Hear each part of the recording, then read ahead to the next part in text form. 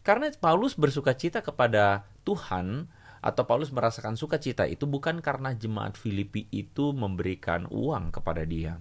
Bukan pula jemaat Filipi itu memberikan sebuah mobil mewah, atau jemaat Filipi itu mengajak Paulus makan di restoran yang terkenal, mengajak jalan-jalan ke luar negeri. Bukan begitu.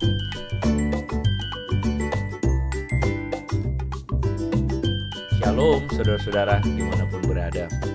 Seringkali di dalam hidup kita mendapati perjalanan realita kehidupan yang tidak mudah. Bahkan kadangkala di dalam kehidupan ada banyak masalah di dalamnya dan pelik sekali. Dan bagi kebanyakan orang, hidup itu menyakitkan. Hidup itu tidak menyenangkan. Nah, saya tidak tahu saudara merasakan hidup itu seperti apa. Tapi saya turut untuk merasakan kalau misalnya ada di antara saudara yang kehilangan sukacita di dalam menjalani hidup. Tapi izinkan saya membagikan satu firman Tuhan yang ditulis oleh Paulus kepada jemaat di Filipi. Dalam Filipi pasal yang keempat, ayat yang keempat, Paulus menuliskan, bersukacitalah senantiasa di dalam Tuhan. Sekali lagi kukatakan, bersukacitalah. Kalau kita membaca ayat ini, seakan-akan Paulus itu ingin mengajak kita mensugesti diri kita untuk bersukacita. Akhirnya tidak heran banyak di antara kita pernah mendengar ada orang yang berkhotbah bahwa kita itu meskipun sedang sedih harus memaksa diri bersukacita. Well, saya ingin kasih tahu bahwa penafsiran yang demikian kalau kita memahami ayat itu sebenarnya kurang lengkap. Kenapa demikian? Karena kalau kita baca kitab Filipi, kita akhirnya bisa mengerti bahwa Paulus itu memaksudkan sukacita yang ada dalam ayat yang keempat ini dengan pengertian yang seharusnya lebih luas. Sebenarnya kalau kita baca Filipi, Paulus bilang, aku menuliskan surat ini dan setiap kali aku mengingat jemaat Filipi, aku bersukacita. Kenapa? Karena Paulus bersukacita kepada Tuhan, atau Paulus merasakan sukacita itu bukan karena jemaat Filipi itu memberikan uang kepada dia. Bukan pula jemaat Filipi itu memberikan sebuah mobil mewah, atau jemaat Filipi itu mengajak Paulus makan di restoran yang terkenal, mengajak jalan-jalan ke luar negeri. Bukan begitu.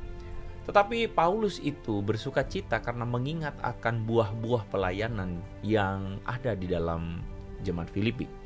Ada kesatuan hati, ada kebaikan, dan itu membuat Paulus bersukacita. Jadi sebenarnya sukacita dari Paulus itu bukan berasal dari sesuatu yang lahiriah.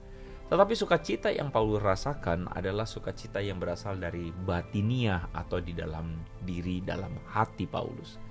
Dalam bagian pasal yang lain, Paulus kemudian mengatakan di Filipi juga bahwa aku menganggap segala sesuatu yang dulu kuanggap berharga itu sebagai sampah karena Kristus. Jadi ada alasan dalam hati Paulus paling dalam untuk membuat dia bersukacita, karena itu adalah sesuatu yang kekal.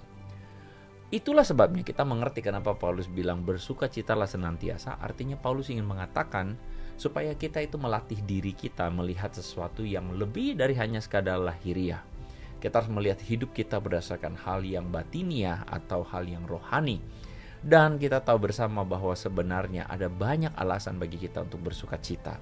Bersukacita karena kebaikan Tuhan, bersukacita karena pemeliharaan Tuhan, bersukacita karena damai sejahtera dari Tuhan, bersukacita karena kebaikan yang boleh kita rasakan dan kebaikan di dalam hati kita.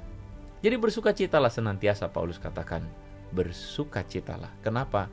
Karena kita merasakan berkat-berkat Tuhan, kebaikan, damai sejahtera, persekutuan yang baik, apalagi di tengah-tengah jemaat.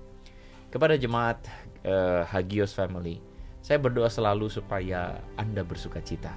Dimanapun Anda berada, apapun keadaan Anda, sukacita Anda tidak ditentukan dari lingkungan, tetapi sukacita itu mengalir keluar dari hati. Tuhan memberkati jemaat sekalian.